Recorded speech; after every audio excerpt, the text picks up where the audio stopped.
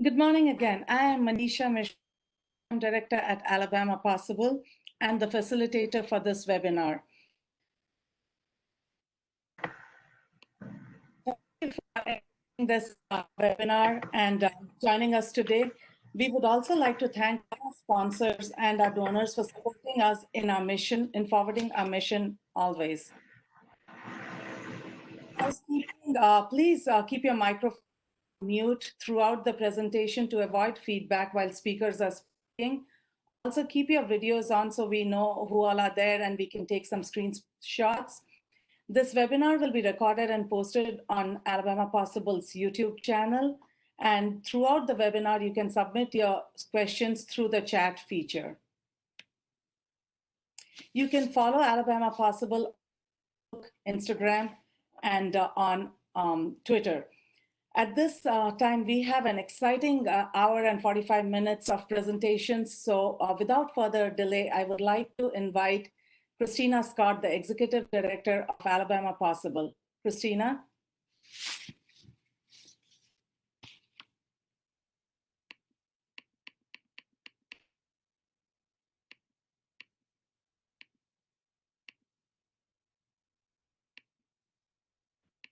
Christina. I was on mute. Hello, it's Christina Scott coming to you live from my dining room. And I was saying that this is one of my favorite days of the year, to be in a room with you, to learn about what you've been doing, to learn about your successes, and then to challenge ourselves to be even stronger for the next year. And so thank you so much for what you've done for students during very difficult circumstances. We really applaud and support all the work that you do today and every day. And I am excited to hear from you. And so I think I'm turning it over to Dr. Mackey, our State Superintendent of Schools, who is going to do a welcome for us.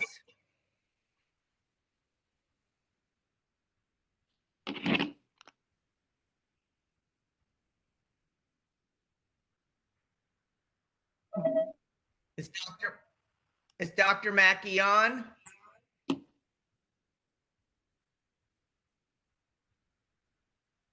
Okay, well, we must be waiting for Dr. Mackey. So again, thank you for the hard work that you do. And Manisha, I'm going to turn it back over to you. All right. Right now, I would like to invite Dr.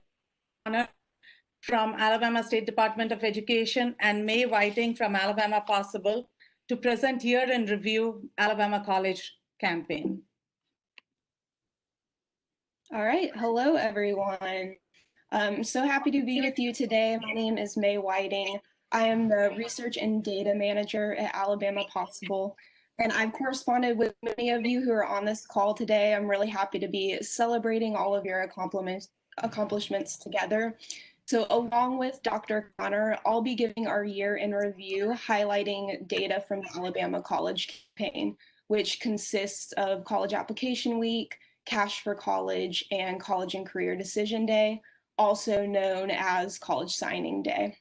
So if we can go ahead and advance to the next slide.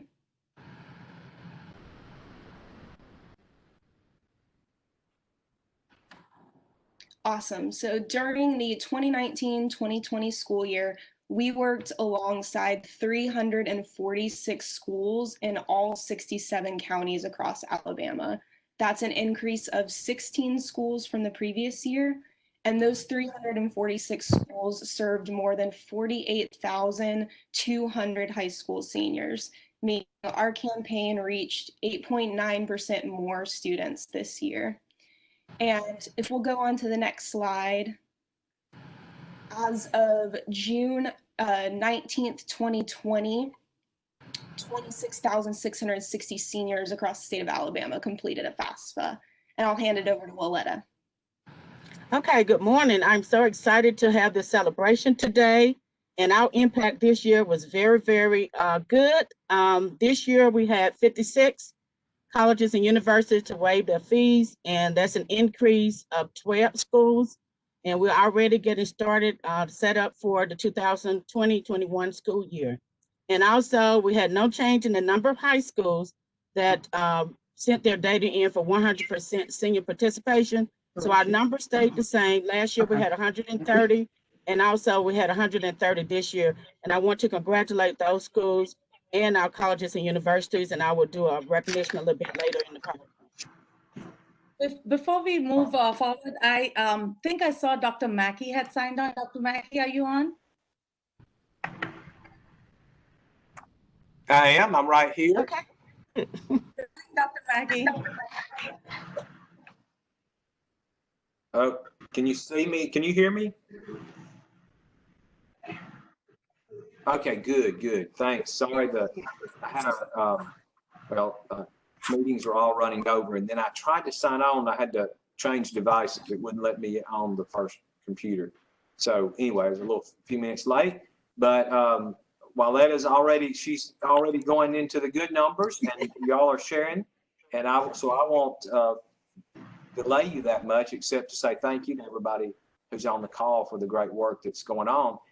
We are, of course, a little bit concerned this year about what higher ed may look like in the fall, about our FAFSA completion. And I know Alabama Possible's been engaged with that, and we've made some connections to try to maybe do another push. We did that push online in response to the social media campaign back in the spring, but still I'm being told by higher ed officials that the numbers are down this year, both issue applications and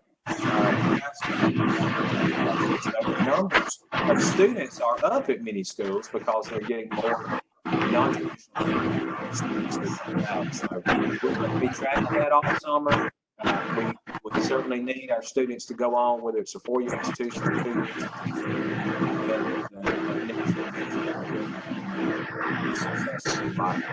And you all are doing the real work, and I appreciate what you're doing. Very difficult, uncertain times. I wish that we had answers to all the questions, but there's questions out there that aren't answers. We're going to continue to try to work on answers through the summer. So with that, I know I was I would take a few more minutes, but because I got you all behind schedule, I'm going to leave it to May or to Wiletta. Thank you for the work you're doing, both with this and all the work that our folks are doing just to help us get ready for K-12 schools.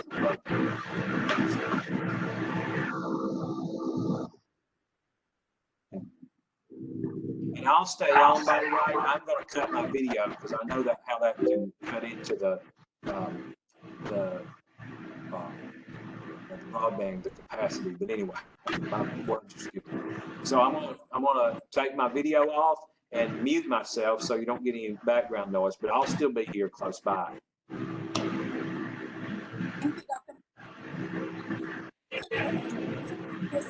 Everybody, please mute yourselves.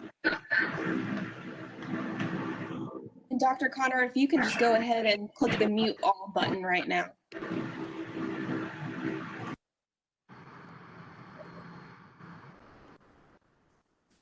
Okay, I think that covered it. Back to you, Dr. Connor. Okay, thank you again, and also thank you, Dr. Mackey, for those remarks and greetings. As we were saying before, we have 56 colleges and universities that waived their fees during college application week, and that number is up 12 from last year. And our number of high schools that received 100% senior class participation remained the same, so it was 130, and I want to congratulate those schools, and we'll recognize them a little bit later. Great job. For the next slide.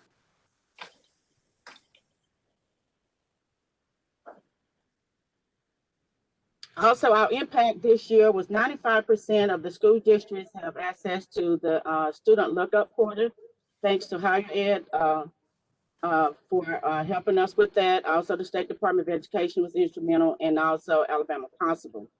We had 300 plus participants that were trained this year, and that include counselors, career coaches, administrators, teachers, and everyone that it takes to bring this affiliation to bring all our students together to make sure that they are doing all three initiatives. And that include the college, Cash for college application campaign, and also college signing day. And with college signing day, we had 100 plus schools that participated in the college signing and decision day. And actually this instead of just the day. So we commend you all on these efforts.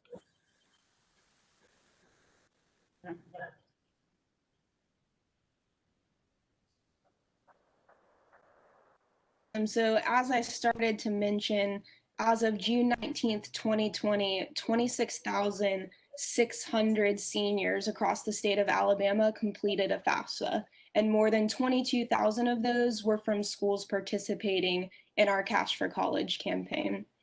With statewide senior enrollment at about 50,800 students, this means that 52% of high school seniors in Alabama have completed a FAFSA. And while that is a 2.7% decrease from last year's completion percentage, most of that decline occurred during school closures due to COVID, because Alabama actually had about 1.96% more FAFSA completion than last year prior to schools closing. So if we'll go to the next slide, a 52% completion rate in our state means that millions of dollars in aid are left on the table annually. Students who don't complete their FAFSAs miss out on the largest source of financial aid to pay for post-secondary degrees and certificates. Research by FCAN estimates that 60.4% of high school graduates in Alabama qualify for a Pell Grant. And as you know, Pell Grants are gift aid, meaning they do not need to be paid back, and they can be used for both academic and technical education, including at 2-year and 4-year colleges and universities. So a full Pell Grant equals $6,345, and students who don't qualify for the full amount can also qualify for a partial Pell Award. This year, 47.6% of high school students in Alabama have not completed their FAFSA. That equates to 24,229 students, and about 14,634 of those would probably qualify for a Pell Grant. So using the most recent data from the U.S. Department of Education, the average Pell Award for a student in Alabama is around $4,130. This means that over $60 million are left on the table when students do not complete their FAFSA. So we'll go to the next slide. The good news is that those who have completed their FAFSAs have leveraged $66 million in Pell Grant aid. And now I'll turn it back over to Dr. Connor.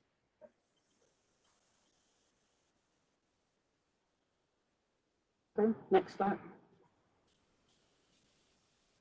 Okay, also we want to congratulate our high schools again for participating in college application campaign, and we will do those awards a little bit later in the program, but we're really, really happy to have reported from the schools and the local LEAs, 130 high schools that were recognized for 100% participation for their seniors completing a college application. And we know that that was really difficult and it was a challenge this year, but we're really, really proud of those schools, and we want to continue to encourage and move forward with those efforts. Next slide.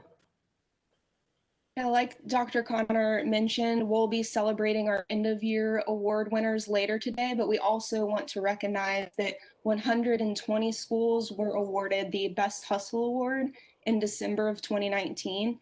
So in early December, Cash for College awards the Best Hustle Award to schools that achieved an improvement of 10% or more when comparing the first 2 months of this year's FAFSA cycle to the first 2 months of last year's FAFSA cycle. And then as the school ends and the campaign concludes, Cash for College also presents the MVP and Most Improved awards, and we're going to highlight those award winners later on in the webinar. And then you'll also get a chance to hear from some of the counselors at those schools. Go to the next slide. We want to spend a little bit of time discussing why this work matters, why your efforts to build a college-going culture in your school and your community are so important. So we'll go to the next slide. We know that completing the FAFSA strongly correlates with positive post-secondary outcomes, including enrollment, persistence, and attainment.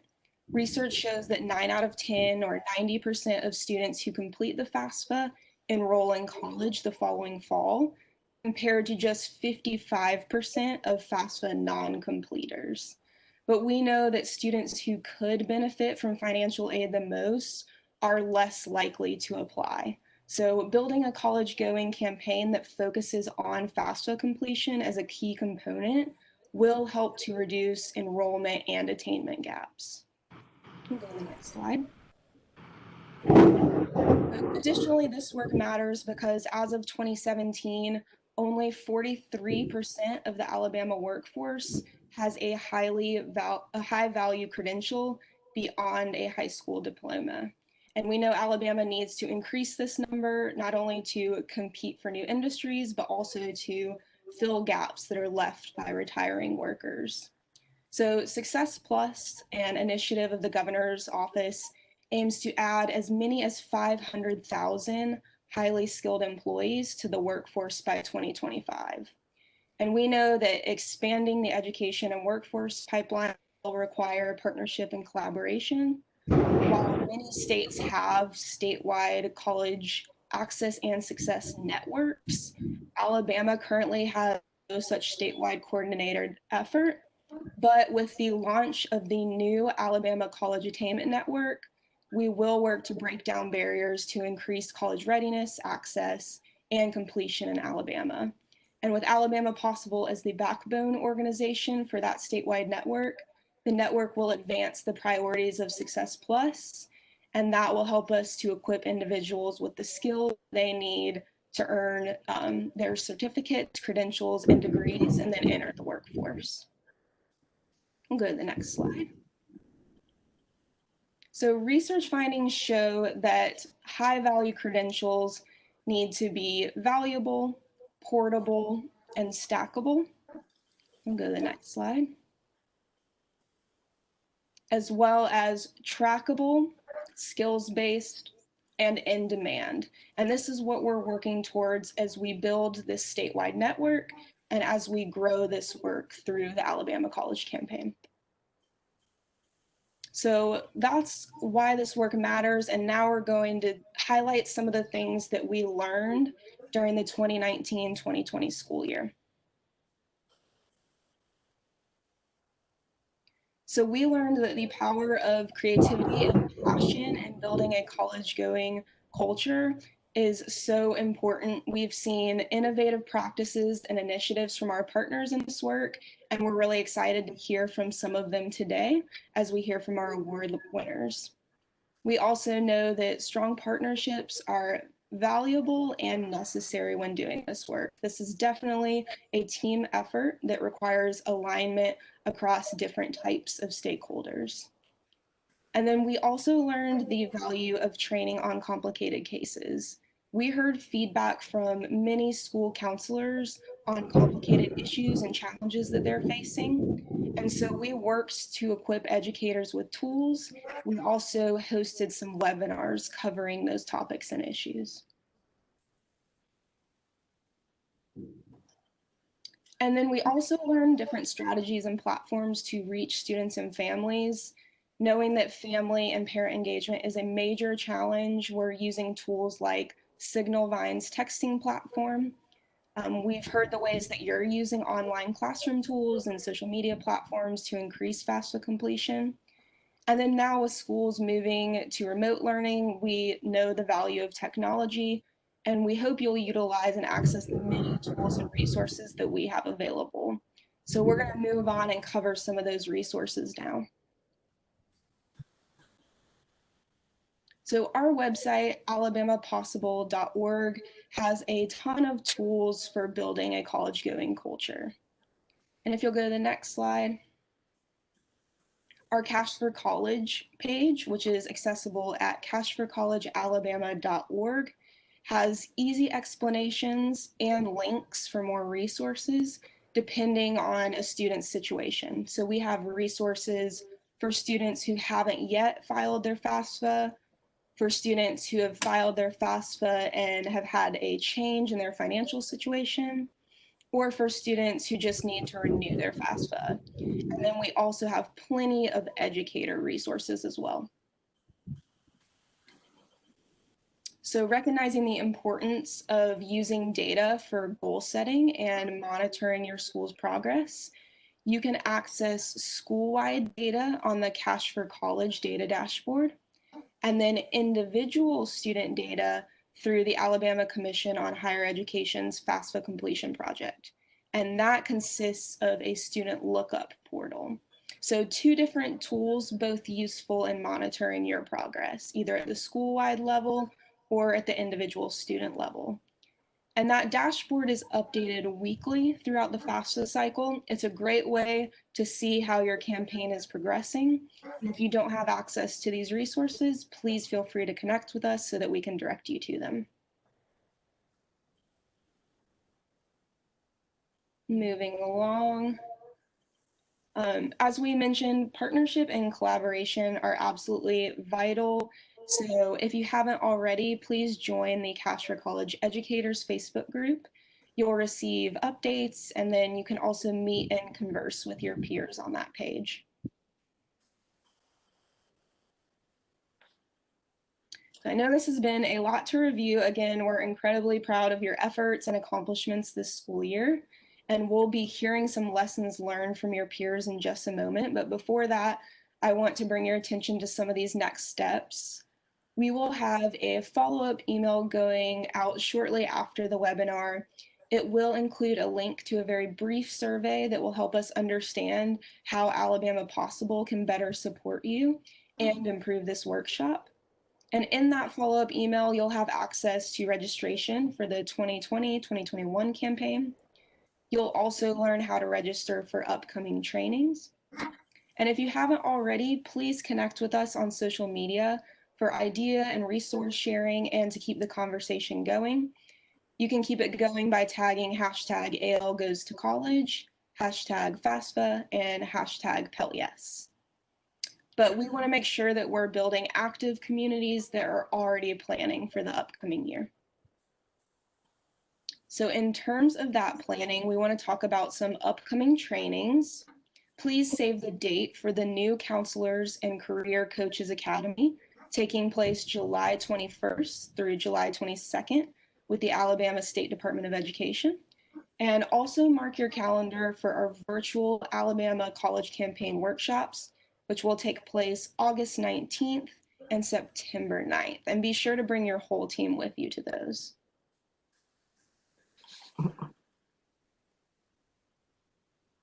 So thank you so much for your time today. Please stay connected with us at cashforcollegealabama.org or through email at cashforcollege@alabamapossible.org and on Facebook at facebook.com/cashforcollegeal. Thank you.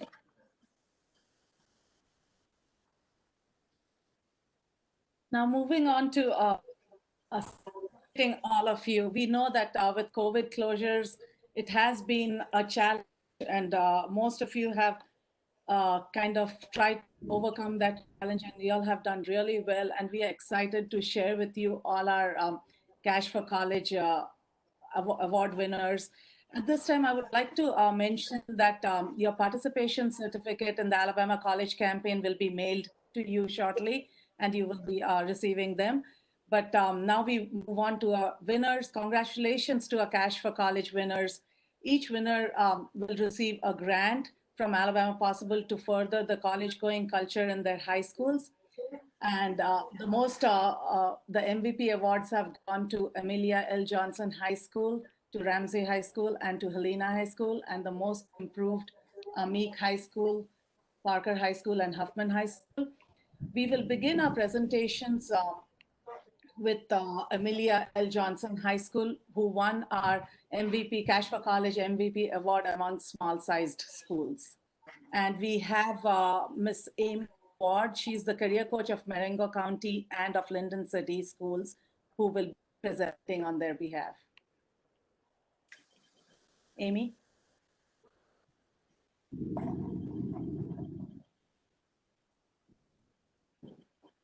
Amy, you might have to unmute yourself.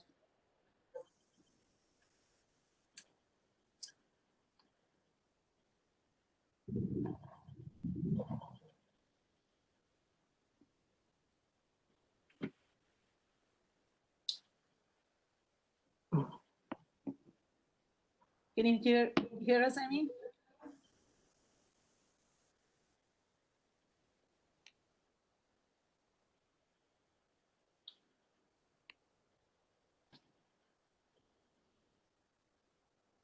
Okay, maybe we'll move on to the next. Come back to Amelia L. Johnson High School. So our next presenter is from. Can you hear us, Amy?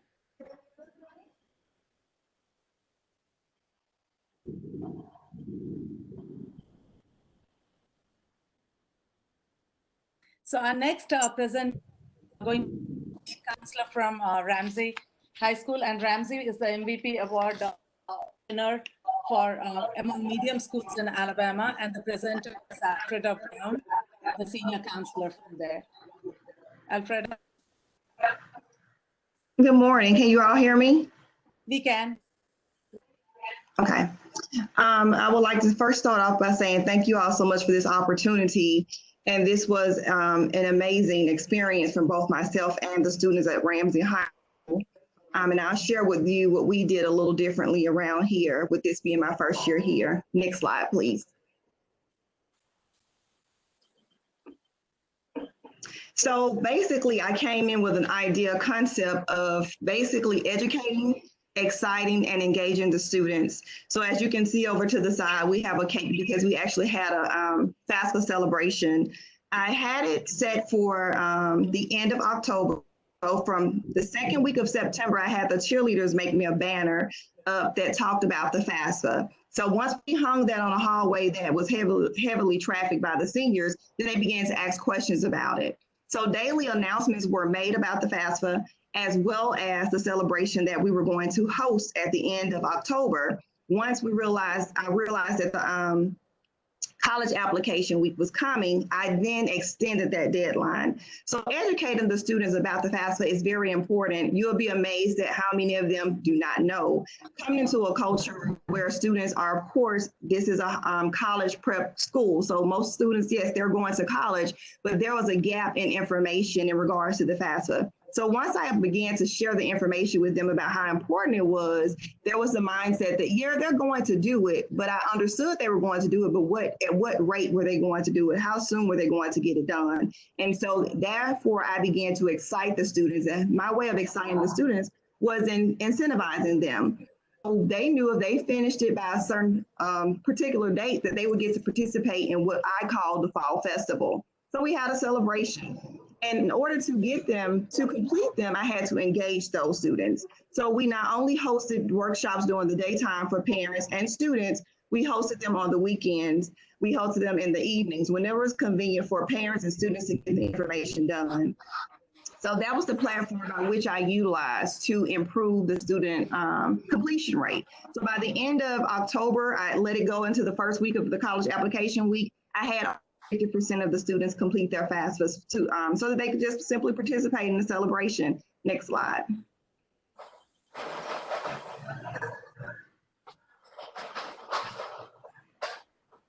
So as you can see, by the last results, and we were kind of always up there, but for we had gotten outnumbered. So even during the pandemic, I was still sending messages through saying, hey guys, if you hadn't complete your FAFSA, now is a great time to do so. Don't give up now. And so out of 193 students, as you all can see, we had 158 of those students complete. And that was an 82% completion rate in comparison to last year. And as I said, over 50% of those students were done in time to participate in that party. Even if they had to call their parents the same day the party started at 1, they were on the phone. They were doing everything they had to do to get those parents, to give them that information and get those FAFSAs done. And so it's very important to me that we always involve the students, engage the students, not necessarily just put the information out there, but ensure that we're supporting them along the way. And of course, the school district has an initiative that we do every year. I just kind of started a little early because it's just something I like doing, very competitive. So I had that banner placed up in September. So by the time the partners came on, half of the work was done. So we did have other partners who come in, local colleges, as well as individuals from Gear Up and Cash for College.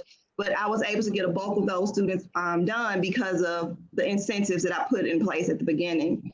So my importance for this is just for federal aid and other resources. As I tell the students, it's just not about you getting it done. And some of them knew they weren't getting anything. And so if you're in situations like that, where, you know, students know sometimes they're not going to qualify for a Pell Grant, but we also know that that information still has to be completed for college. And so just by offering them some type of incentive, I was still able to get those students who knew that they weren't going to be awarded anything to complete that FAFSA within that time frame that I had established.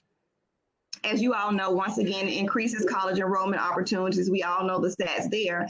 And it just provides an opportunity for understanding funding for post-secondary education, because by introducing that concept of that FAFSA, we then get to talk about what it costs to go to college and looking at student loans and things of that nature, and why it's so important to just inform the students, engage the parents, and give them all the to-dos and not to-dos when it's about going to college. Next slide.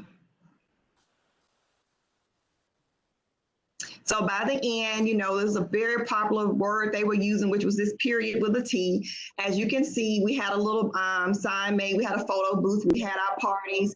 And I sat at a table the day before the party during our college application week as well. And so the students not only got their admission tickets to the party, but they also were able to take pictures and get their little pins for completing their college application. So I was able to kind of combine those two things together. And when I tell you, we had an awesome time. We had a real DJ.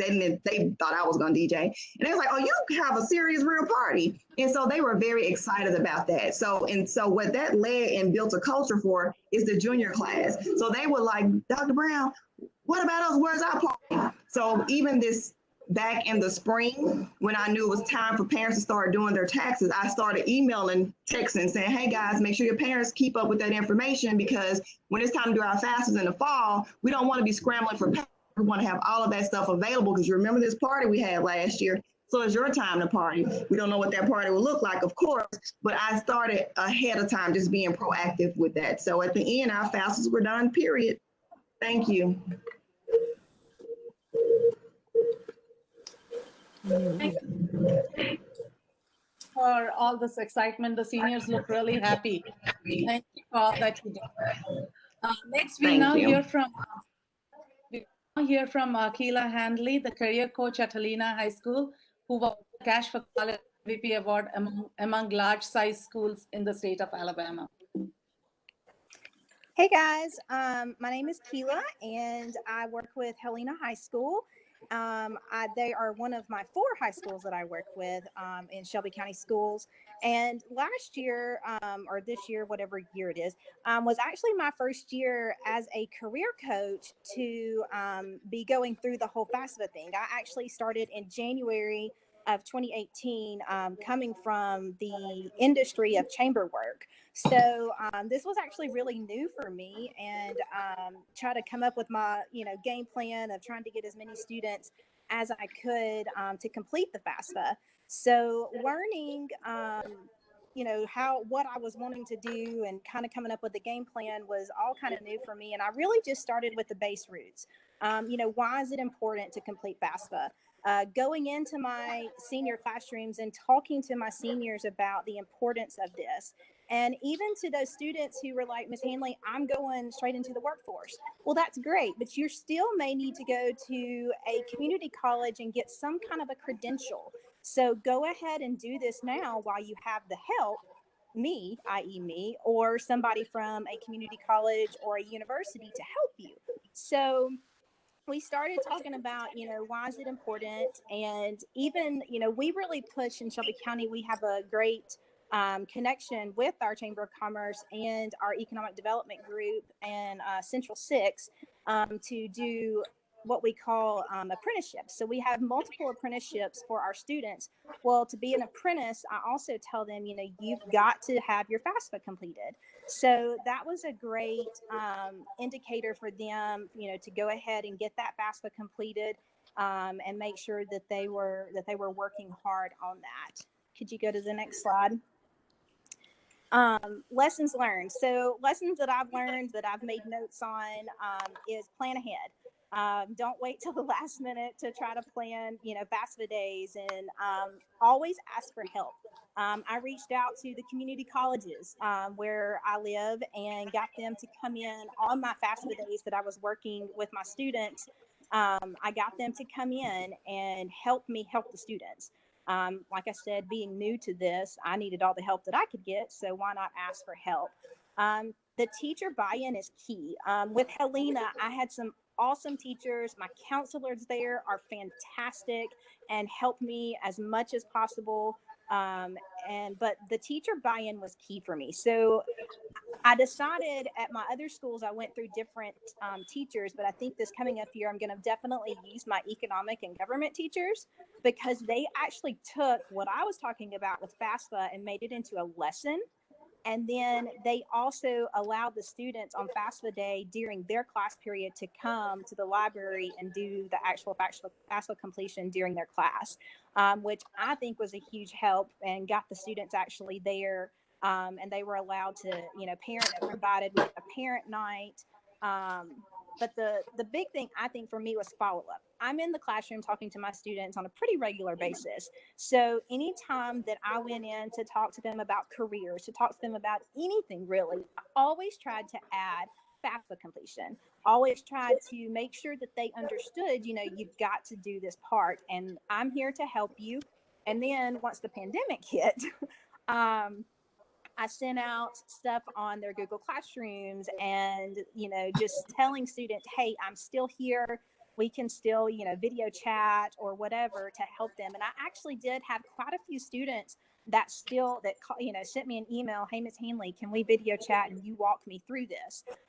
So we video chat, walked through, the step-by-step. I even sent them to the Alabama Possible website to, get some hints there if they were going to try to do it on their own. I had a few that decided to do that, well, I'll just email you if I really need you type thing. So I gave them the Alabama Possible website and said, there's some great links and information here. Go grab that information if you need it. So, for the first year and to actually have this happen, I was so excited. As a new career coach. So thank you all for all that y'all do and helping us new people as we're learning to do this. I really appreciate all the support and back office work that you guys do.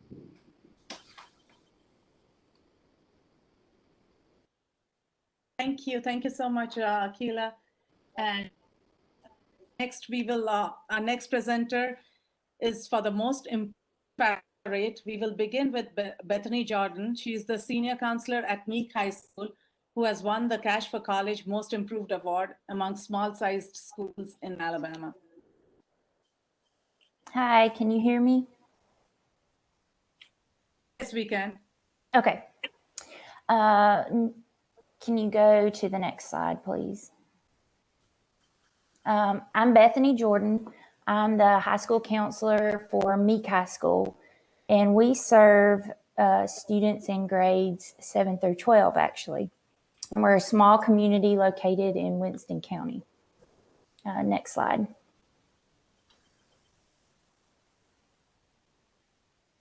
So I grew up in a home where my parents often took my brother and me to the campus of the University of Alabama. That was my parents' alma mater, and it was important for them to take us. Growing up, I didn't think much about what the place meant to them, but now I find myself doing the same thing with my own children. We make the trek to Tuscaloosa at least every homecoming to show them what apartment I lived in, what buildings I had class in, and what I realize is many of our students at Meek High School don't share this same story. Even now, many will be first generation college students. They don't have a parent to step in and tell them what the next step is. And we find that students often feel lost and become discouraged. So that's why I'm excited as counselors that we can partner with Dr. Connor and Alabama Possible to attend the Alabama College Application Week and Cash for College workshops. Next slide, please. So I went to the Alabama College Application Workshop last September at Calhoun Community College. And we looked at some data from the previous year. Oh, I'm sorry.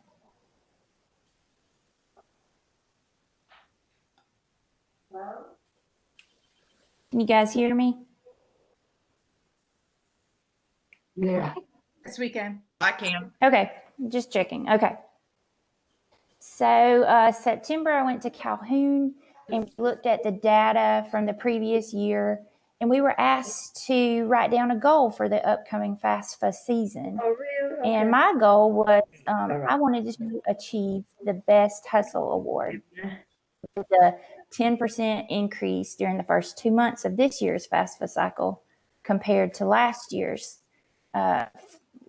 first 2 months of last year's cycle. And I earned this award a couple of years ago, and I wanted to do that again. So I immediately started plotting, how can I make this happen?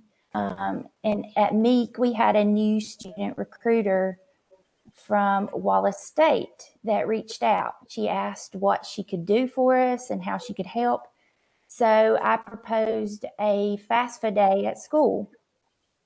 Our recruiter agreed and also brought someone from the financial aid department at Wallace to help. I went class to class telling students about this day. We did a school cast to let the parents know, and we also did a social media push. The first FAFSA day we held at school was quite overwhelming. I'd never had that response from a day we had held at school. So that was very encouraging. So in December, I discovered I'd reached my goal for the Best Hustle Award. And I didn't want to stop there. I was in contact with the financial aid department from Wallace, and near the priority deadline, we held another push to either wrap up unfinished FAFSAs or some who will come to you through the year that hadn't started yet but had heard about it from the first day and wanted to take part in that as well. And what I think helped me is seeing the data back in September at the meeting. With some systems, you could see the rises around in March. And we were asking questions, well, what did you do during that time to make the rises in the data show and more FAFSAs completed?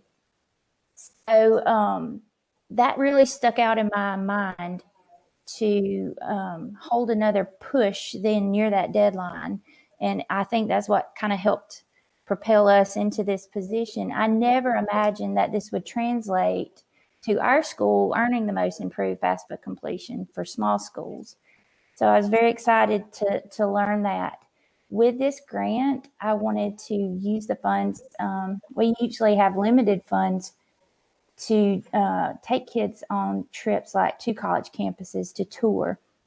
So I know the importance of going on such tours like that and having someone take you. So that's what I would like to use these funds for. And I just appreciate the support from you guys, Alabama Possible, Dr. Connor, for just kind of pepping the counselors up. You're really our cheerleaders and help with the data. And I love these workshops. So thank you very much for this. I appreciate it.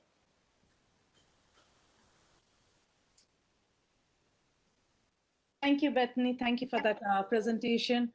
Next presentation from Parker High School, who won the Cash for College most improved award among medium-sized schools in Alabama. Okay. Good morning. Can everyone hear me? Yes. Okay. Good morning. It is an awesome opportunity to be here this morning to celebrate with everyone. The Most Improved Award was just amazing for us because last year, if you can go to the next slide, our numbers were extremely low. But one thing I can say that it took participation from everyone within our district.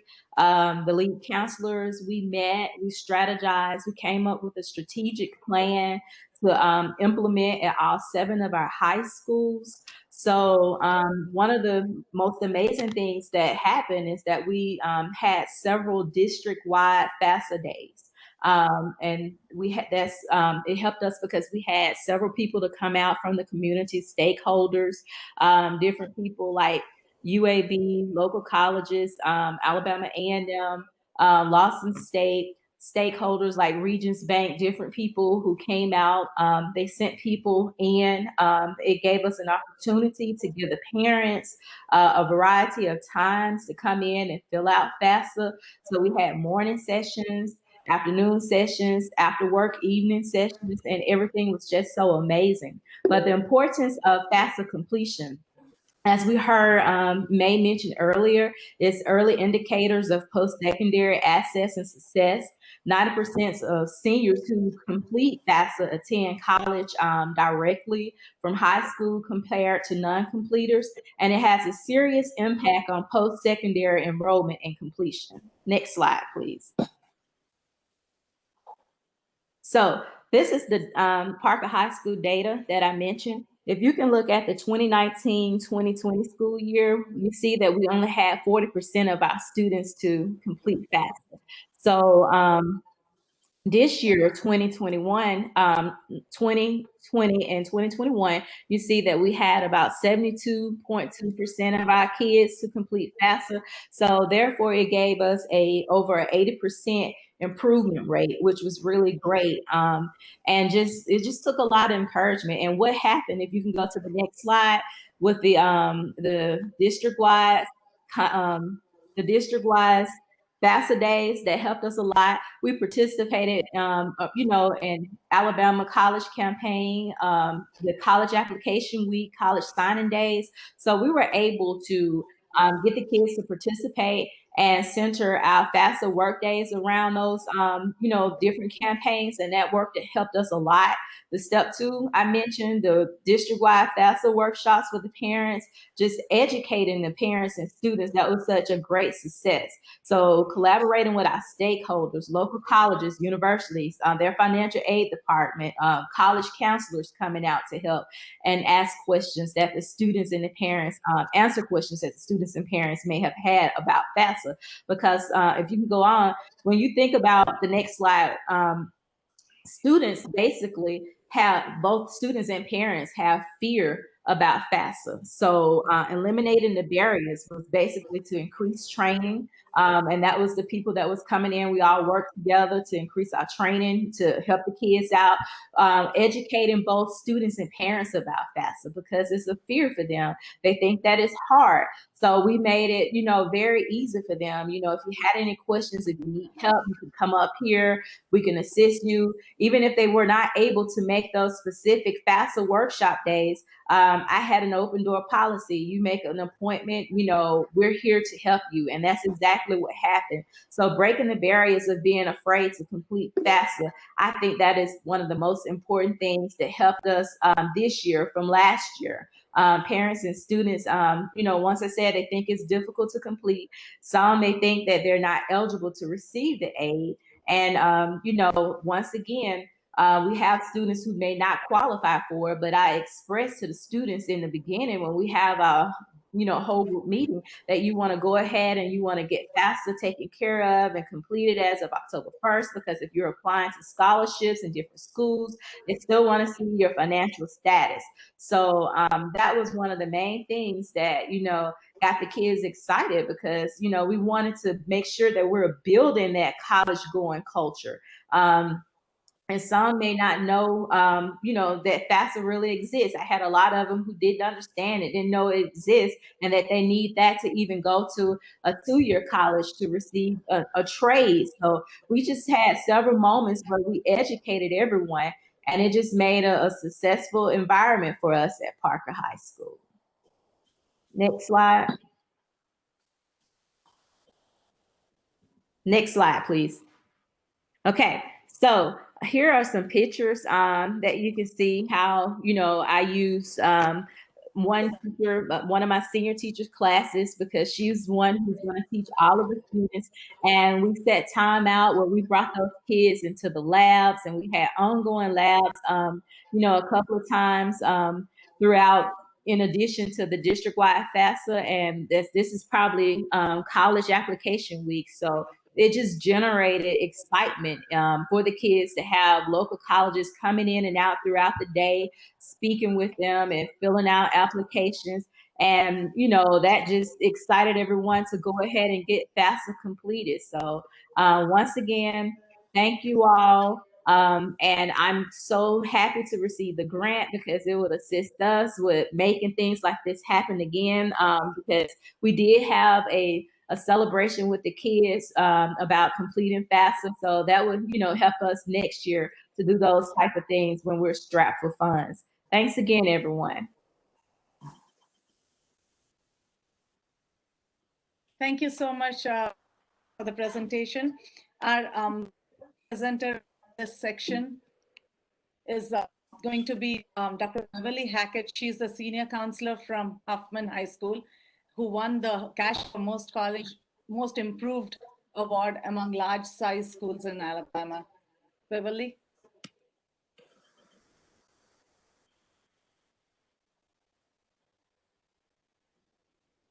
Dr. Hackett? You might have to unmute.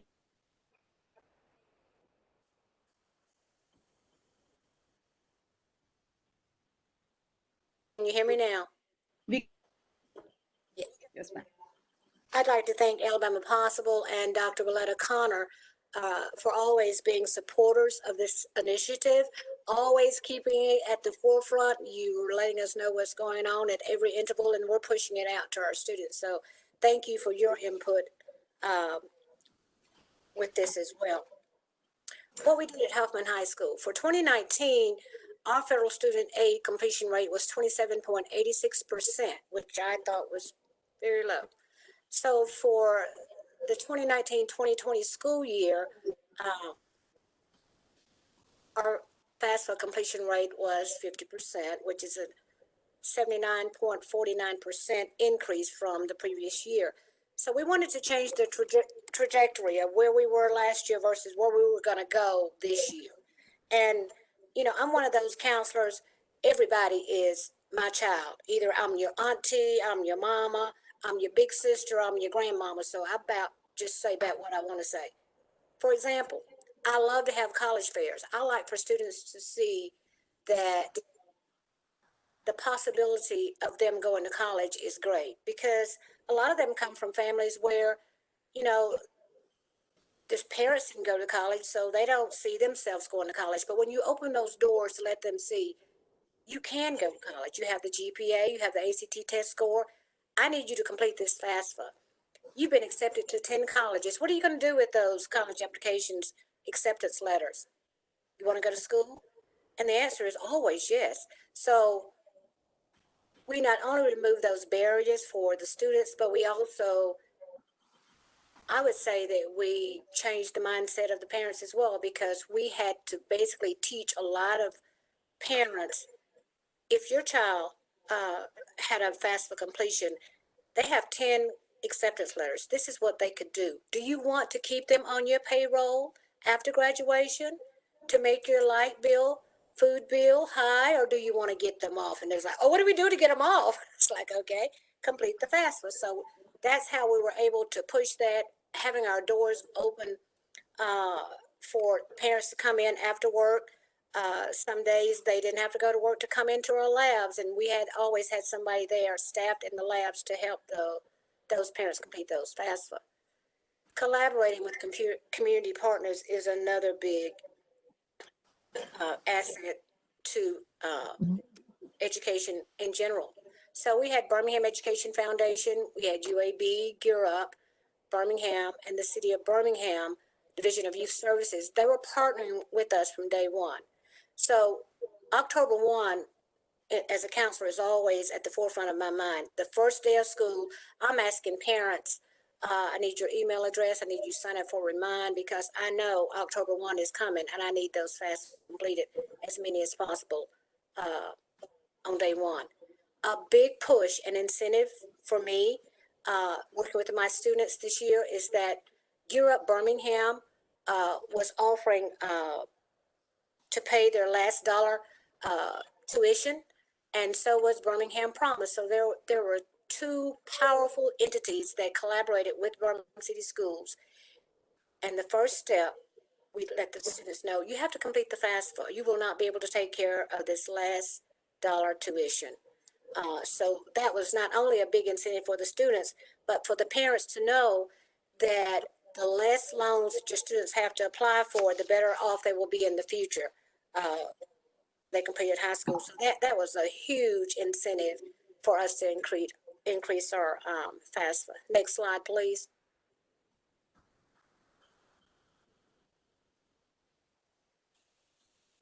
So the game changer, completing the FAFSA was the game changer to get the students to apply, because of the Birmingham Promise to pay the last dollar resource. Gear Up Birmingham to pay that last dollar resource. How that worked, a student admitted into, just say, UAB, and after their federal aid money, if they qualify for Pell or any loans or whatever, the balance was or will be on these students' tuition, Gear Up, if they're going with Gear Up or Birmingham Promise, will pay that last dollar tuition balance for every student. That was a big plus for the students to complete the FAFSA, like I said, and along with their parents. We also stressed how much money, if they qualified for full Pell, how much money, free money, that the students would get without having to pay that money back. And also for our students who were applying for scholarships at various colleges and institutions, they want to know that you've applied for the FAFSA. That was another incentive to get the students to apply, and to apply early to receive additional monies from the state, anywhere from $3,000 to $5,000. As a student in my day, I took advantage of that. So I was using myself to let them know I applied early and I got additional monies outside of the FAFSA, so that was an incentive. Early bird gets the worm. Monies that don't have to be repaid. Next slide, please.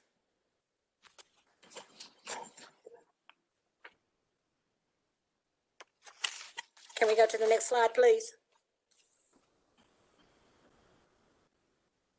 Okay, what we did differently and what we attribute this year's success to. Like I said, at the onset of school in August, I held a senior parent informational meeting with the seniors and their parents. And from day one of the main topics of my conversation was, we need you to make sure that you're prepared on October 1st to apply for federal student aid. That's when the application opens up. And so by me having contact information as far as Remind, email, etc., with these parents, that was communication that I consistently put out. And on October 1, we had UAB, Gear Up, and the mayor's office to come to Huffman High School, and we had 7 labs going at all hours of the day from 9 o'clock that morning until 9 o'clock that evening, for parents to come in and for students to do their FAFSA. All during the normal school day, the labs were constantly filled with students, seniors coming in and out. And I was so shocked that we had more male students to come in and do the FAFSA on October 1 than we did female students. So I was pretty impressed with that. But consistently communicating with your parents and students through any kind of social communication is a plus. And collaborating with partners outside of your school is also a plus. having someone in the labs from October 1 until COVID came in to work with those parents during the school day and after hours was also a big push for Huffman High School. How will we use the money this upcoming school year? We plan on having those same parent-student informational nights. Let me tell you, I will have a parent-student informational night. I might have 5 a semester. COVID stopped me second semester, but I'm constantly bringing the parents in.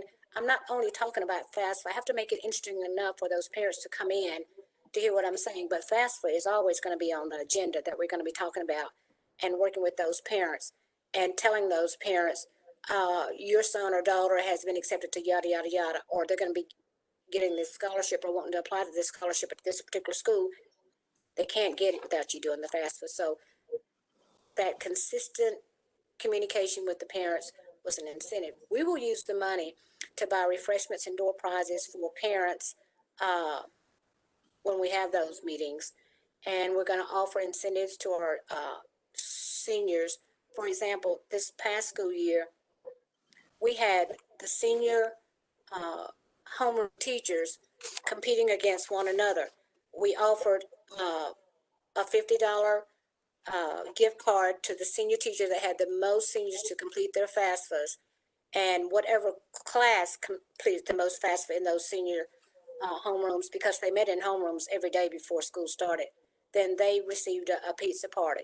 And another incentive that I had going is that I have a lot of college fairs and I go on a lot of college trips. So when I would announce we're going to Auburn on yada, yada, yada day, then you know every senior in the school is going to come because they want to get on that bus and go to Auburn. Thanks to the AIC portal, if I looked on that list and their names were not on there as completing the FAFSA, I was like, well, get your mom on the phone. She can get that FAFSA completed before we go. You can go. So that was an incentive. You know, why would you go on a field trip if you hadn't even completed the FAFSA? So it worked very well. So we're going to host several parent-student informational sessions and get those parents and students incentivized with that $500 that we're going to get. And thank you all for listening to my presentation. Thank you for your presentation. Our last presenter in this session will be Amy Ward from Amelia L. Johnson High School. Amy is online now, and her school won the Cash for College MVP award among small-sized schools in Alabama. And Amy is the career coach for of Marengo County and Linden City Schools. So Amy, I'm going to pull up your presentation now. Okay, can y'all hear me? Yes, we can. Okay, I'm so excited to be accepting this award, and thanks so much to Alabama Possible and Katrina and Dr. Connor. Thank y'all again for doing this. In this, actually, I call it a competition, and that is actually what I passed to my students as well. But anyway, if you would just go on to the next slide. Hey, baby. One of the things that we do at Marengo County and Linden City Schools is obviously our goal, just like everybody else on this call, is to have 100% of all the FAFSA completed by October 31st. And all the seniors completing that, of course, by October 31st. And you can go on to the next slide.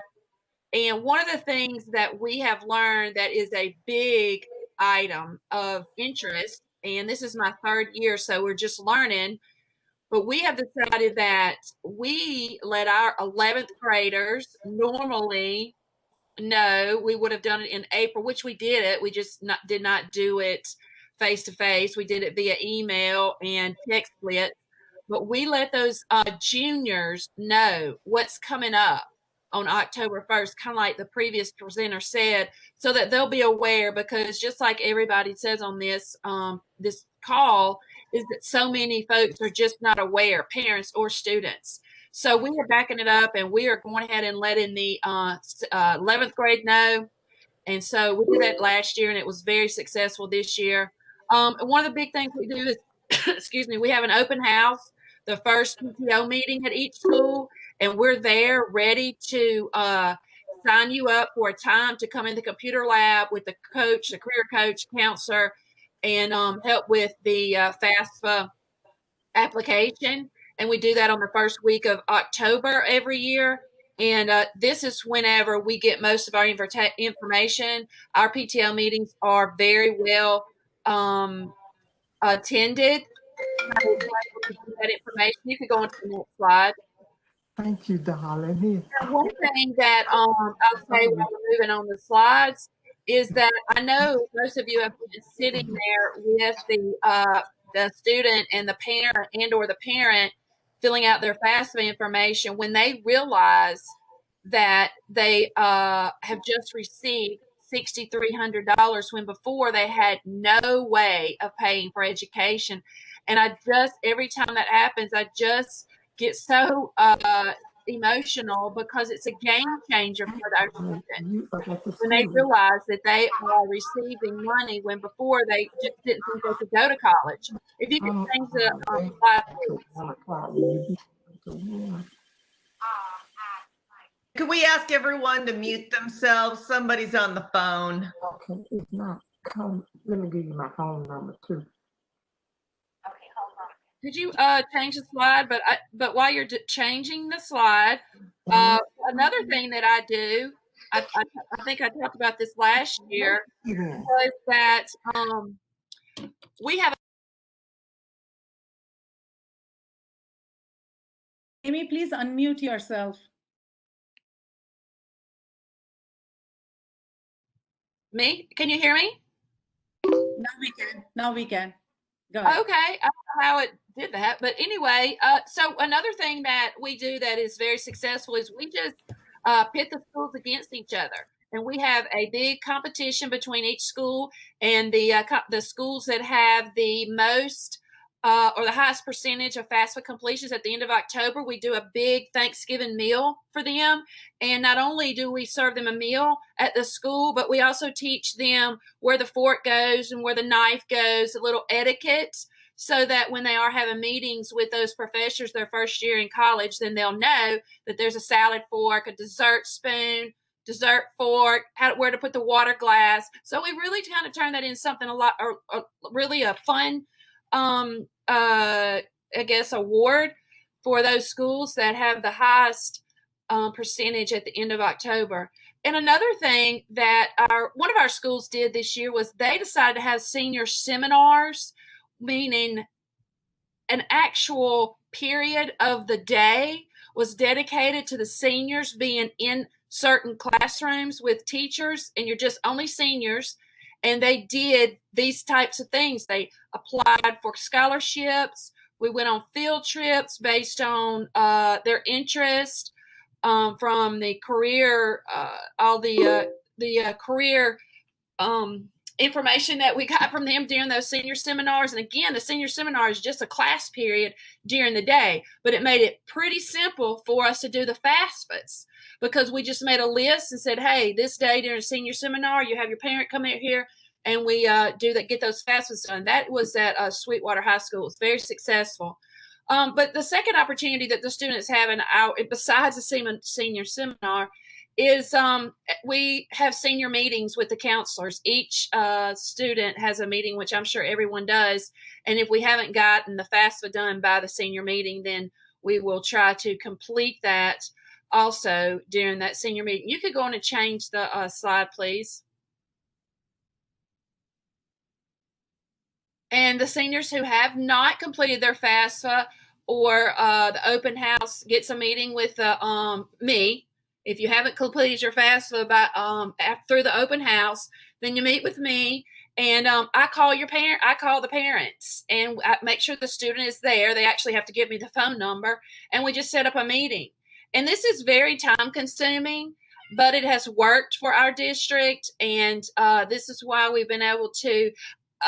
Marengo County District actually got to 90% this year, and that's the highest that county has been in FAFSA completion. So we really obviously wanted to get to 100% for the entire district, but we missed it by a little bit. So you could go on and move to the next slide, please. So the keys to the success for our FAFSA completion at Amelia Love is our counselor, principal, and career coach. We all present a united front, and we're all willing to gather good contact information on the parents. And obviously, even our principal did 3 FAFSAs this year and met the students after school, the student and parent after school, 4:30 and 5 o'clock. And one big thing that I think that I had not known when I started this job is it's so important for those students and parents to own their FAFSA. If you sit down and you actually do the FAFSA for the student and the parent, it's not going to help them the next October whenever they do in fact have to fill the FAFSA out again when they're not in high school, but yet they're in college. So I think it's good that the students and parents both own their FAFSA. They know where they save their passwords and their FAFSA ID, but that's just something that I learned. Yes, I do have students call me and I meet them and they do their FAFSAs while they're in college. But for the most part, we want them to do their own. And also that students and parents have productive method of saving their username password. That is so important. Also, as y'all know, you could go on to the next slide, please. So ways that we think we can improve at ALJ and in my districts is communicate to the senior parents the importance. And that's back to what I said in the beginning. We now start that communication as juniors. And we like to try to express and educate to the parents as the advantages, like she said before me, what a great advantage to go ahead and have your FAFSA done the 1st of October so you can start applying for scholarships. And also that work study money runs out. And so that's another thing that I encourage students. By December, it seems a lot of that work study money is gone. And we want to try to all complete the FAFSA by the end of October. And again, we meet with the 11th grade, and we want to bring back those success stories each year to those who, in fact, filled their FAFSA out for the first time and realized they could go to college, and they have now graduated from a community college with a certification in nursing or welding, and now they're out making a living. And so we do, in fact, like to bring those folks back to the school. One thing that I would love to start a conversation on, which, by the way, I think we've already started it some, but it would be great if we could use FAFSA money for dual enrollment classes that actually are not covered by scholarships. So either a dual enrollment academic or dual enrollment technical class that is not covered by any type of scholarship. Be great. We could use the FAFSA funds for that, for just something for us to look at in the future. Thank you. Thank you so much, Amy. And thank you to all the winners. The presentations were, I've been seeing the chat, and everybody has remarking at your the activities that you all have been doing. So thank you. And thank you for the wonderful work that all of you do for your students and try and build a college going culture in your high schools. Thank you, everyone. At this time, I would like to invite Melissa Capitan from American College Application Campaign to make her presentation. Melissa. Hi there. Can y'all hear me okay? Yes, we can. Okay, wonderful. Well, hello, Alabama friends. My name is Melissa Caperton. I'm the director of the American College Application Campaign, coming to y'all from North Carolina. I'm so grateful to have the opportunity to join y'all today, and want to thank Willetta and Manisha and the rest of the Alabama Possible team for including ACAC in today's celebration. It's so wonderful that y'all have this platform to share your good work and your successes with each other. On behalf of the American College Application Campaign, I do want to recognize Dr. Willetta Connor for her leadership and advocacy in Alabama with the Alabama College Application Week initiative. She has been so thoughtful, so dedicated, and relentless in expanding educational attainment opportunities to students who are often forgotten in the college application process. So paired with the support of Alabama Possible, their commitment has really resulted in more Alabama students being one step closer to achieving their college goals. So thank you. As y'all are aware, the goal of the American College Application Campaign and our partners in Alabama with the Alabama College Application Week initiative is to increase the number of first-generation students, students from low-income families who pursue a post-secondary education by supporting, assisting them as they navigate the college admissions process, ensuring that each student submits at least one admissions application. If you'll go to the next slide, please. I wanted to provide y'all some context on the national movement that you're a part of.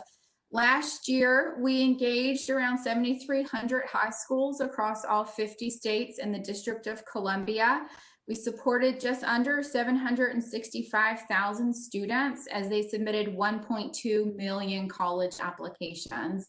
So, you know, as we know, if the country, if Alabama, if all of our states are to develop the educated workforce needed for progressive economic development, we need to significantly increase the number of first-generation students and students from low-income families pursuing and completing education and training beyond high school.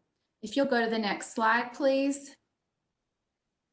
Your efforts to support students as they navigate these processes is, I think, more important than ever. And I'm very pleased to highlight the impressive work that y'all did in fall of 2019 at 350 high schools across the state of Alabama.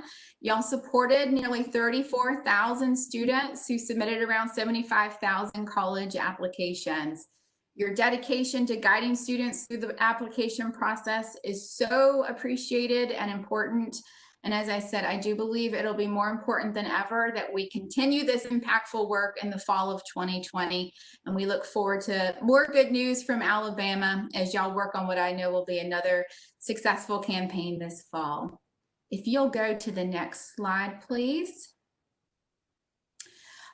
To recognize the thousands of students across the country, or schools across the country, excuse me, helping students achieve their post-secondary goals, we at ACAC launched this year a School of Excellence Award. To be eligible for the award, a school has to host a college application event and submit their data to the official state campaign, so Alabama College Application Week in Alabama. Data collection is minimal, as I just showcased at the national level, always aggregated as we seek to understand the number of students who are participating in the events and the number of applications that they're submitting during their events. And these data points are not only critical to understanding the impact in Alabama, but these data also matter at the national level, where we're leveraging your impact with the work of all the other states in DC. So our ACAC state coordinators, like Willetta, nominate schools for the School of Excellence Award based on timely submission of data, demonstrated commitment to student success, and serving as an exemplary model for the Alabama College Application Week initiative.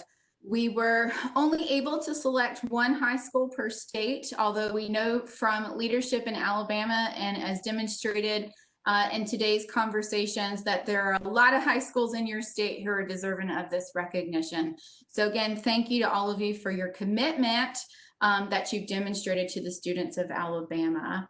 If you'll move to the next slide, I am delighted to announce that Sulligent High School, located in Sulligent, Alabama, with Lamar County School District, has been selected as the 2019 ACAC School of Excellence in Alabama because of the outstanding efforts of its school counselor, Mrs. Kathy Dean.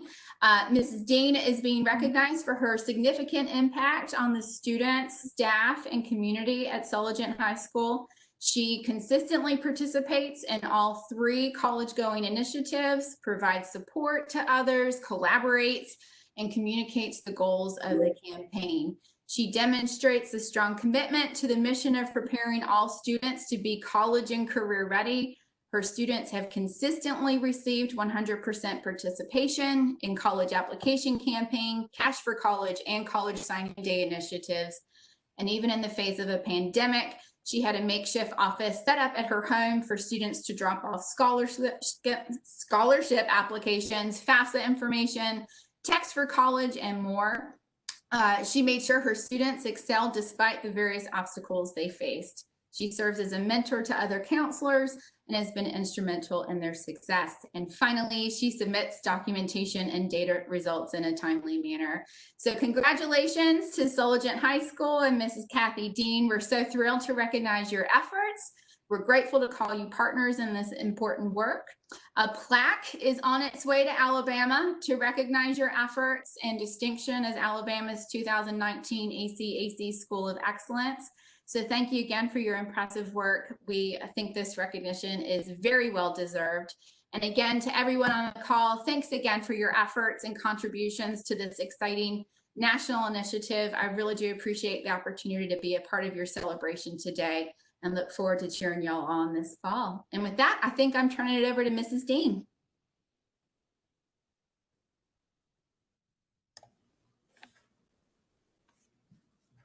Can you all hear me? Yes. Okay. I'm very honored. I don't even have words to explain the appreciation that for to be recognized that way. But I am Kathy Dean from Sologent High School and I absolutely love my job. I've been in education for 27 years and I'm currently serving as the 7th through 12th guidance counselor. If you'll change the slide, please.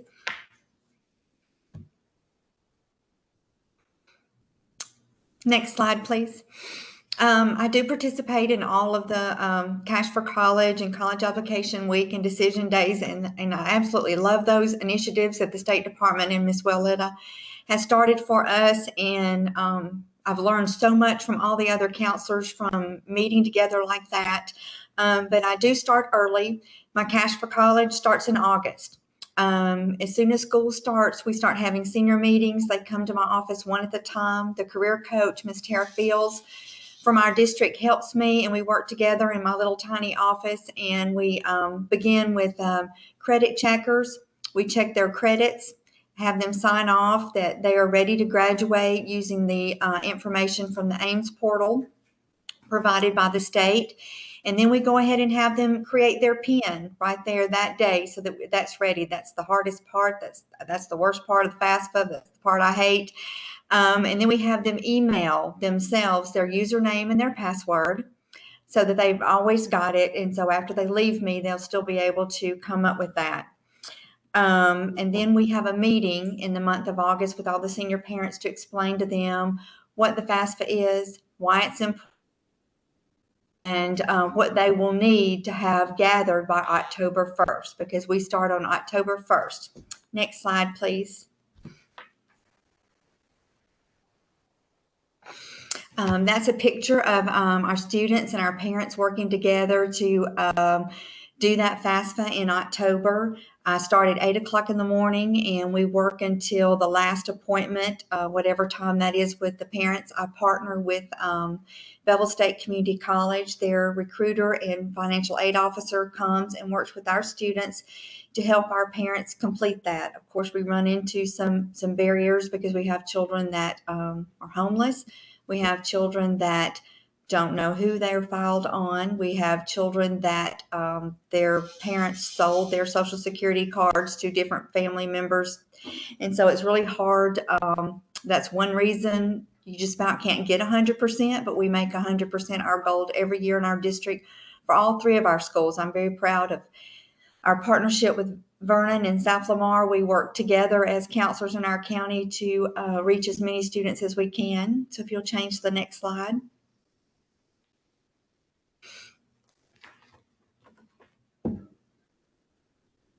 Next slide, please.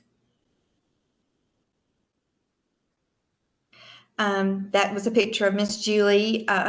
She created these t-shirts for us to wear. It says, "Stay calm and do your FAFSA." So we wear those, and she works with me and the students to get that done. Then the National Guard provided a big poster for me to hang up in the school so the kids could make their picture in front of it and to remind kids that we need to get that completed. So next slide. I also have some counselor helpers, some students that make signs for me that were held up, as you saw in the slide before that, that said, I completed my FAFSA. And then I do a big, huge push on social media because peer pressure helps when they see, oh, that child was on Facebook and they got their picture made and they completed their FAFSA. Why is my child not on there? So I'll get that phone call. And that phone call, I can explain to that parent, well, I really need you to come down and let's work together. And I'll be glad to take your child's picture and we'll get them published as well. It's a huge push in our county because our students are able to apply for the tuition assistance from the Beauvais Foundation that goes to Bevel State Community College. If a child does not receive full, then they can have their tuition paid at the local college for the whole 2 years they're there. So it's a big incentive for us to get that done because there's no reason for our kids at our district not to go to college if that's what they want to do. But the stipulation is that you have to fill out the Pell first before they will give you the assistance. And then we start with College Application Week, which I really enjoy. We have a big celebration all week long. We have events planned. And I'm so glad that y'all are moving that date to October because it's really hard in November to meet those other scholarship deadlines and things in December. So I'm thrilled that that date is going to be changed to October. So there's several different things that we do. So if you'll, next slide, please. My students have to apply to 5 colleges. They have to apply to Bevel State Community College, one that's out of state, one that's their dream college, a mid-size, and a small college, out of state, a private school, because you never know what kind of offers you're going to get from all of those schools. And then what they do is they can just look at every offer they get and see which one's the best. For example, I had a student this year who was a huge Auburn fan. I mean, he was going to Auburn his whole life. And Alabama came up with a tuition assistance where if you got a full Pell Grant, the tuition is paid for. But he got a 30 on the ACT. He was able to get all of his scholarship money to pay for his housing because his tuition was paid for completely because he was awarded the full Pell. So he is Roll Tide Alabama now. So it's just things like that that they don't realize unless you give them several different choices. We also First National Bank in our local town, and they provide a tailgate party for us on Friday of the last day of college application week. The kids are given pizza and drinks. They're given a conversation about money and debit cards and what to do while they're in college to pay for things. They're also put all their names in a pot and draw it out and give out cash prizes, which the kids absolutely love. You have to be there present to win them, but they love that. So we enjoy that. And then, of course, we do another push on social media to peer pressure from the parents to say, oh, I want my child to be recognized. You know, let's get this done. Next slide, please.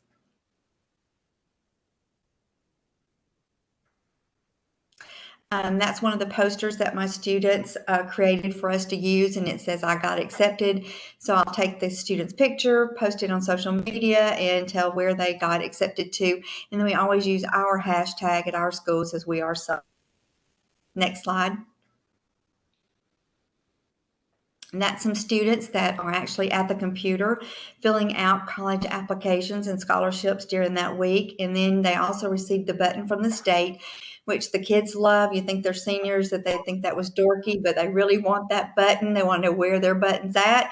And they actually put them on their backpacks. And so you see them walking down the hall, you know which child has actually completed a college application by that. So they really enjoy those. Next slide, please.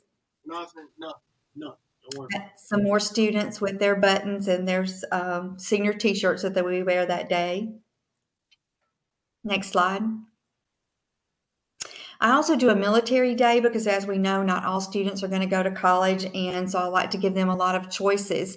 I invite all the branches, and the students come and talk, and their parents are invited as well. And it's also a good way to pay for college education if you don't have any other way. So we always have some students that sign up and go to the military, and I'm always very proud of those. So we actually honor those as well. Next slide.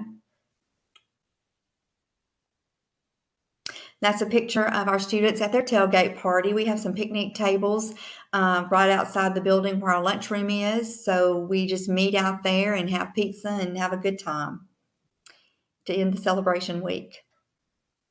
College signing day and decision day is my favorite day of all three because we work so hard and it all boils down to that one day. So what we do is we start that morning and we have a senior walk where we're a K-12 school.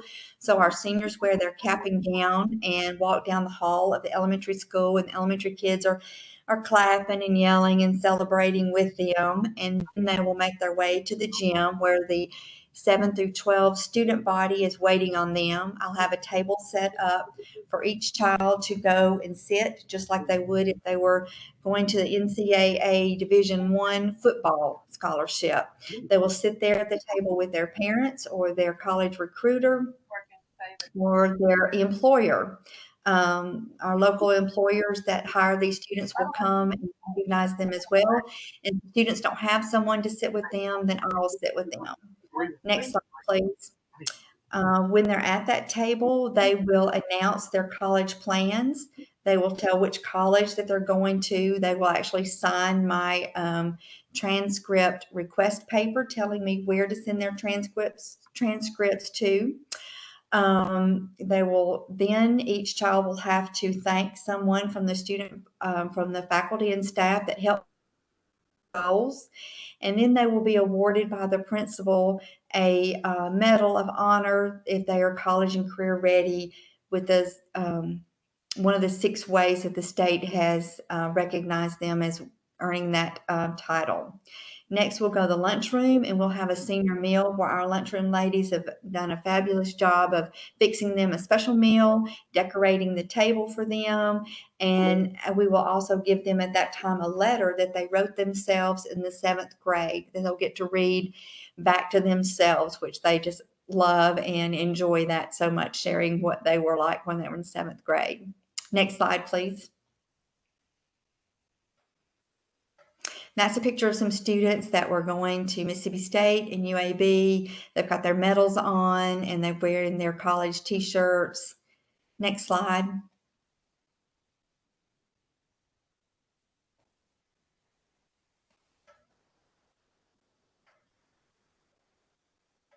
That is Miss Julie, our local recruiter for Bevel State Community College. That's all the students that were going to attend there. They have on their Bevel t-shirts, they have their pennants, they have their medals on where they were credited as having been college and career ready. Next slide. That's the t-shirt that I wear that day. I ordered it online and it just says hashtag college signing day. I think it was on Miss Obama's website that she does. They have some t-shirts and things that you can order and participate. So that's the one that I wear that day. Next.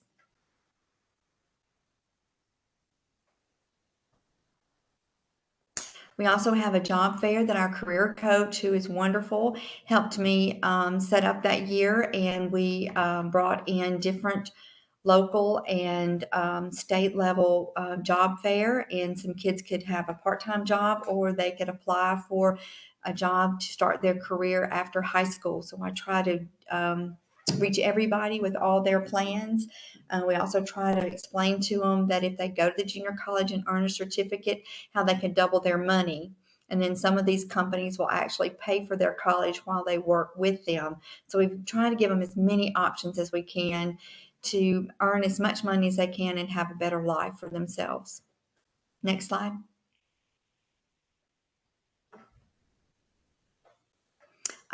This is the way I communicate with all the kids. I've created email where it's an email blast for each grade level. Of course, Facebook helps me interact with the parents. I do remind. S'mores has an absolutely wonderful newsletter that our district has bought for us to use. And so I send out a newsletter every Friday, giving them all kinds of information, what they need to do. And then this year, because of COVID, I've started the Google Classroom so that I can actually meet with them in that classroom, give them a timeline, and show them what they need to do. And as they do it, the beauty of Google Classroom, it completes a spreadsheet showing me who's done what. So instead of making paper and pencil list of everybody that's done the FAFSA, or if you've done a college application, I have it all right there because they have to prove to me in the Google Classroom that they did it. So that's kind of nice. I'm really liking that. So that's one positive that's come out of COVID. Next slide. And that's my contact information. And again, I'm so honored and appreciative of this award. And I've learned so much from you all. And I actually learned some things from you all today. And I'm going to go back and try to do better next year. I've enjoyed every minute of it. Thank you. Thank you, Kathy Dean, and congratulations again on your award. Very well deserved. Looking through your presentation, one could say how much effort you've put into what you've done. So thank you. Next, I would like to invite Dr. Willetta Connor from State Department of Education to present the Alabama College Application Certificate. First, I would like to say congratulations to all of you. I'm just overwhelmed with all of the ideas and a lot of the pictures. I've seen them because you all have shared them over the past few months during college application, Cash for College, and of course, College Signing Day.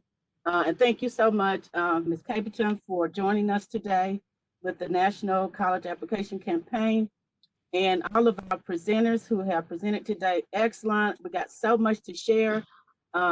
And congratulations to our winners for each of the categories. And at this time, I want to thank Ms. Dean and her staff and her counselors, and I think her administrators are on here, and she represents Lamar County. But this is a copy of the Certificate of Participation, which all of our 130 high schools will get, and this certificate will be mailed to your school, to your high school. Hopefully some of you may have gotten them already this week, but if you have not, it should be there by next week. So, and I want to thank Ms. Tiffany for helping me with that. She has been really, really special with getting everything out. I'm just very, very grateful.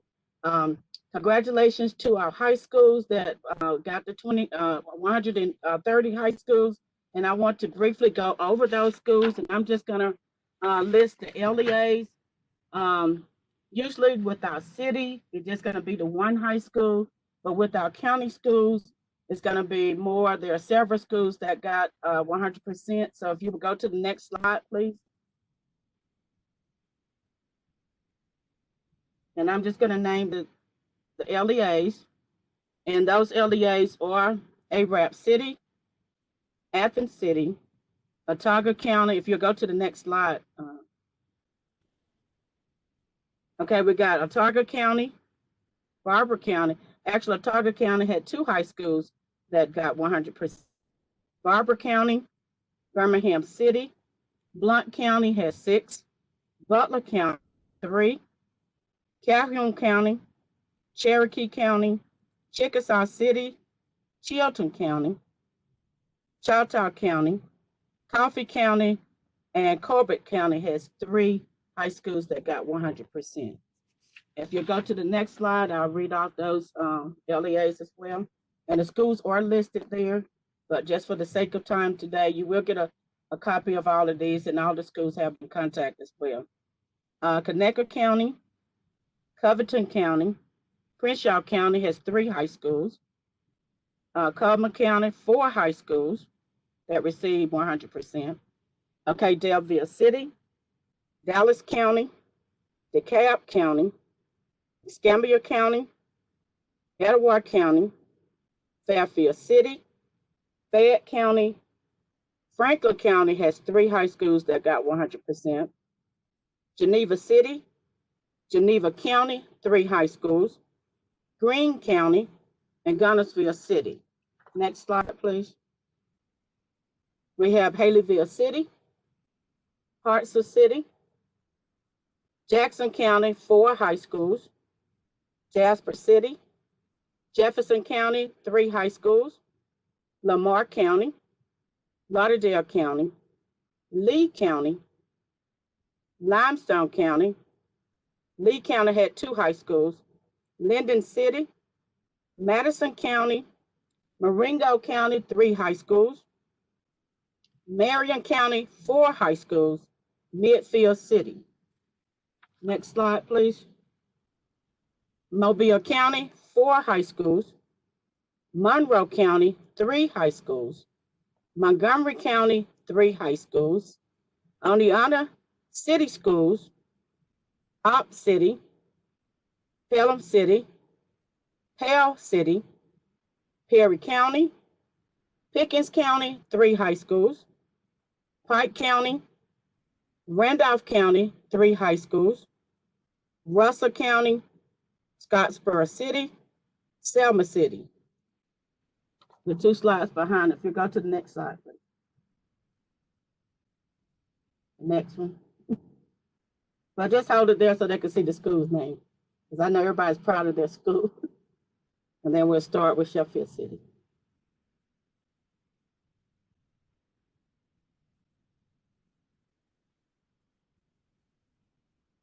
Okay, on the next slide, we have Sheffield City, Sylacauga City, Talladega City, Talladega County, 3 high schools. Hello. Tallapoosa County, 2. Tallahassee City, Thomasville City, Tuscaloosa County, 3 high schools. Vestavia Hills City, Walker County, 4 high schools. Willetta, will you? Washington County, 4 high schools. Winston County, 2. Will you please Yes. mute everybody? I just decided we're gonna do that because let's go. Start. You'll have to unmute yourself.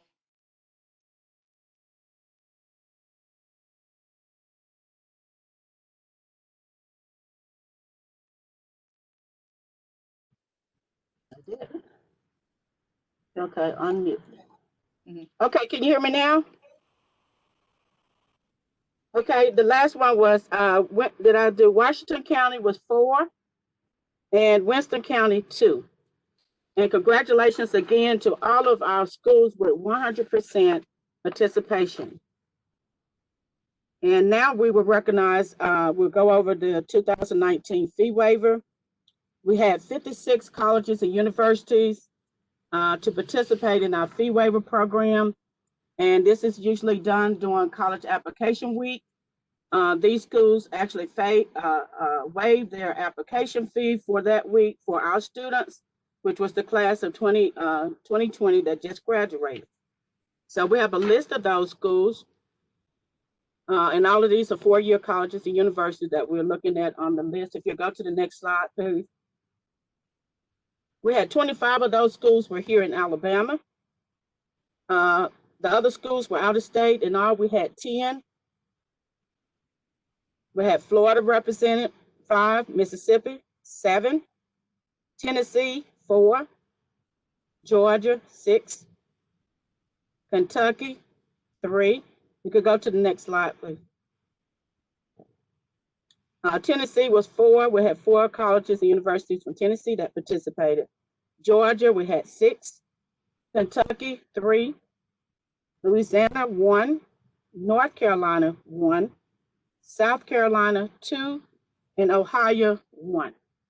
So we're really, really grateful for all of the opportunities with our partnerships here in the state. And then also we had our 2-year schools here in Alabama that also participate in college application week. Remember that they do not have a college application fee. They do not charge a fee, but they do participate, and we do appreciate their efforts. So we all came out a winner this year, and we just pray that this will continue even with the COVID-19 this past year. We're still moving forward. And also I wanted to thank you all the schools that participated in the Summer Melt project with the Texas College. We had over 90 high schools that participated. and we will give you a follow-up on that data, and that was with the American Institute of Research. So that is actually happening this spring with our 2020 class. So we will know in the fall how well they did as far as showing up at the various colleges and universities. And we know that it has been a challenge. But again, we want to thank all of you for all of your participation, all of your contributions, everything that you did to help our class of 2020 to be successful, and just participating in all three of the different initiatives. Want to say congratulations to our winners again. Thank you to Melissa for sharing with us. Special thanks to our staff here at the State Department of Education, Career Technical Education, Counsel and Guidance, Sean Stevens, also Dr. Monica Mack, Ms. Kathy Langford, also Alabama Possible, all of our career coaches, our counselors, our administrators, everything that you do to support our students. We thank you for preparing our students to be college and career ready. And this has been an awesome celebration. I am just really, really filled with joy. Thank you. Okay, back to you, Anisha. Thank you, Villetta. At this point, I would like Stevens from Alabama State Department of Education to share a word, please. Hello, friends. Just wanted to say congratulations to everyone and for all the hard work you've done working with our students. And I want to say a special congratulations and great job to Dr. Connor for all the work that she's done. Of course, our partnership with Alabama Possible, and even for Dr. Mackey being able to join us and helping and sharing in the celebration. We know that our students need us most now, and so we hope that they'll continue to reach out to you no matter what role you play. But we could not do this without our partnership with Alabama Possible. We also couldn't do it without the support of our administrators and of course the way we help our students and the way that we're there for their families makes so much of an impact. And so I appreciate you, you know that, and most importantly, I thank you for all the work that you do every day. And so thanks to everyone and congratulations. Thank you, Sean. Thank you. Now I would like to invite Keela Lawrence from Alabama Possible to the closing remarks. Keela? Yes, hi, can you hear me? Yes, we can. Great. I see nodding heads. Well, on behalf of Alabama Possible, let me first say thank you to each and every one of you for being on this call, taking the time out of your day just to celebrate with us, celebrate what you all are doing for your students and just the hard work that you put into your everyday life and the impact that it's making.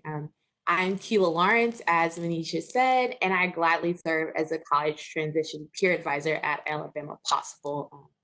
This past May, I graduated from college on a full ride. You heard me, a full ride. And if it were not for my supporters at my high school, the counselors, the teachers for pushing me past who I thought or what I thought was possible and just encouraging me to chase my dreams, I would not be where I am today. So on behalf of your students and the students you have yet to impact, I want to say thank you for constantly pouring into your students and encouraging them, and just know that their lives are so impacted and they have changed for the better because you are in it. So thank you again. One final note, in the chat box, you should be receiving a link to an evaluation, a survey, and we would appreciate this, especially for Celebration Day next year, if you would take the time. It should take no longer than 2 minutes to complete. And if you do put your name, you don't have to put your name, of course, but if you do, you will be entered into a door prize, a drawing for a door prize for a $25 gift card. So if you could we could use your feedback, but if you could use $25, please fill out that evaluation for us. And we will see you all next year at our next Celebration Day. Thank you so much.